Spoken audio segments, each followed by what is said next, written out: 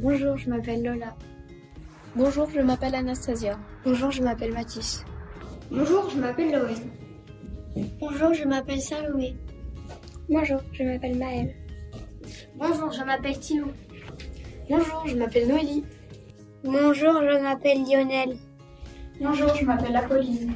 Bonjour, je m'appelle Alexis. Bonjour, je m'appelle Anna. Bonjour, je m'appelle Enzo. Bonjour, je m'appelle Ilan. Bonjour, je m'appelle Titoine.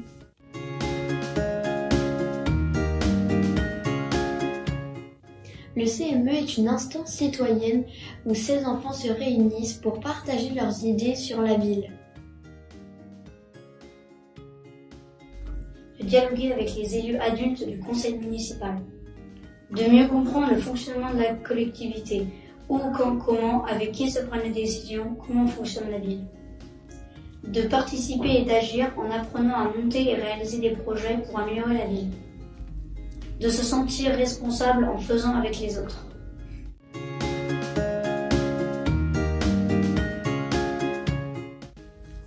Donc je suis André Pierry, je suis adjoint au maire chargé des affaires scolaires et aussi du conseil municipal des enfants. Pourquoi le CME? Nous l'avons souhaité ici depuis longtemps puisque ça fonctionne depuis 2005. L'objectif, c'est en complémentarité avec la scolarité, d'initier nos enfants à la fois à des actions civiques, de civisme et de citoyenneté. Nous développons ça sur toutes les écoles primaires de guerre, donc de public, de privé. Nous avons des élèves qui sont issus du CM1 et du CM2, participent à la fois à des actions de solidarité, des actions liées à l'environnement, des actions liées à la sécurité aussi, et un développement de leur instruction civique en quelque sorte. Puisque quand il y a des élections, ils ont préalablement une information sur les élections à venir, les élections du moment, en l'occurrence l'année prochaine. Il va y avoir les élections présidentielles et législatives à suivre. Donc les cadres, et en l'occurrence Benoît, préparera une information sur ces élections. Voilà, ça participe donc à leur instruction civique.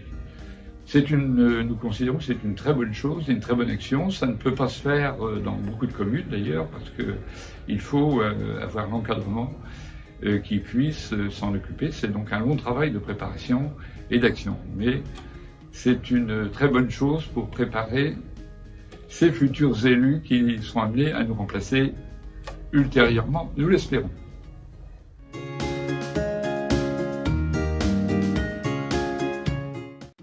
Nous devons habiter impérativement la commune de Guerre. Nous devons être scolarisés en classe de CM1 ou CM2 dans une des 4 écoles de la ville. Présenter sa candidature avant la date indiquée sur le livret de l'électeur. Il faut ensuite retourner le bulletin d'inscription, renseigner et signer, accompagné de l'autorisation parentale qui est indispensable pour participer. Ensuite, nous devons nous inscrire sur les listes électorales, puis renseigner notre proclamation de candidature. En n'oubliant pas d'y coller une photo, d'y exposer ses idées, ses projets et ceux d'autres camarades. Celles-ci seront ensuite affichées dans les établissements scolaires et regroupées avec celles de tous les autres candidats du même niveau. Il ne faut pas tarder à démarrer sa campagne, il faut aussi défendre son programme et être convaincant et ne pas hésiter à échanger avec ses camarades.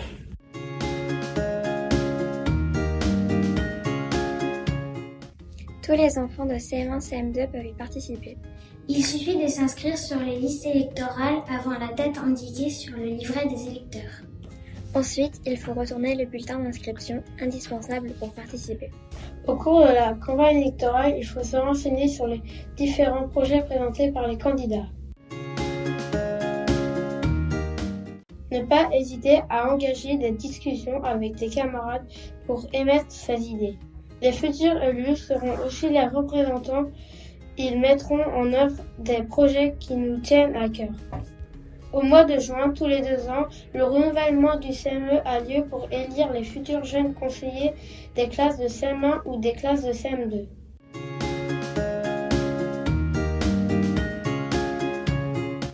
Les élections se déroulent selon les mêmes grands principes appliqués lors de chaque vote dans les pays démocratiques. Cette manière de voter peut être un peu compliqué. Mais toutes ces précautions sont nécessaires pour garantir la sincérité du scrutin. Il faut obligatoirement avoir sa carte d'électeur. À l'entrée se trouve la table de décharge où sont déposés les bulletins des différents candidats. Ensuite, nous devons prendre 2 enveloppes, filles et garçons, ainsi que les différents bulletins. Puis nous rentrons dans l'isoloir.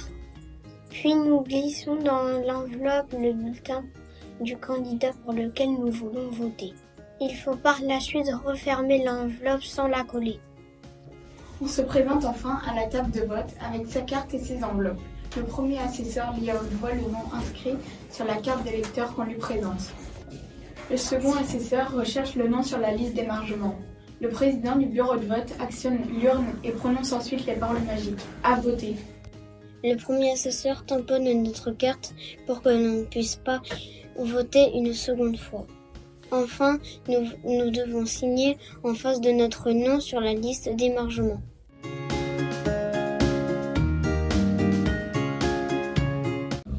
Le CME est constitué de 16 enfants scolarisés en CM1 ou CM2, un garçon et une fille par niveau.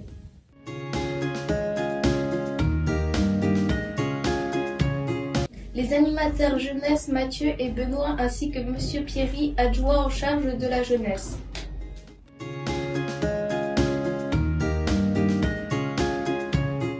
Elle se déroule à l'hôtel de ville, la plupart du temps dans la salle de conseil. Nous nous retrouvons de 10h à 11h45 le samedi matin, une fois par mois pendant 2 ans.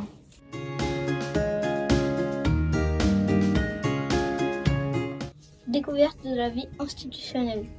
Participation à des actions solidaires. Participation à des actions de sensibilisation. Participation à des actions afin d'améliorer le quotidien des habitants dans la commune.